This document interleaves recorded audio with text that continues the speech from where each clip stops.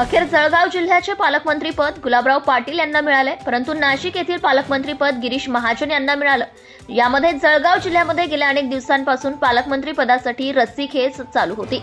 यामध्ये नवीन झालेले मंत्री भुसावळ सावकारी यांचे नाव देखील पुढे आले होते, परंतु शिंदे गटाने बाजी मारल्यामुळे गुलाबराव पाटलांना जळगाव जिल्ह्याचे पालकमंत्री पदाचा अनुभव मोठा असल्यामुळे आणि विशेष करून त्यांच्या कामाचाही पोचपावती म्हणून त्यांना हे पालकमंत्री पद मिळायचं बोललं जात आहे। यामध्ये नाशिक जिल्ह्याचे पालकमंत्री पद गिरीश महाजन यांना मिळाल्याने नाशिक जिल्हा आनंद उत्सव साजरा केला जात आहे। म्हणून आता येणारा 15 ऑगस्ट 26 जानेवारी ध्वजारोहण माजी पालकमंत्री गुलाबराव पाटील हेच असतील।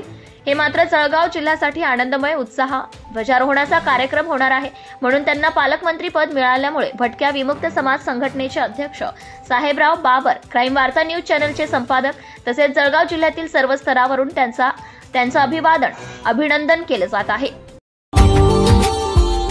Subscribe now and press the bell icon. Never miss an update.